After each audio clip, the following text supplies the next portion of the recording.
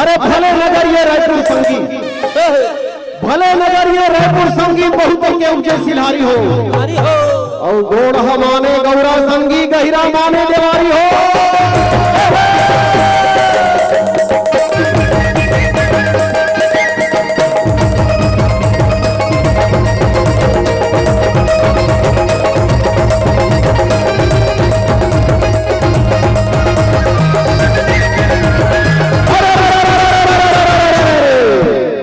अरे मैं सुनील तिवारी राजभाषा के मंच में आ गया। सुनील तिवारी ये मंच में आगे जागे कर भागे और ऋतुराज साहू खवाही मोला मुंगा बरी भागे।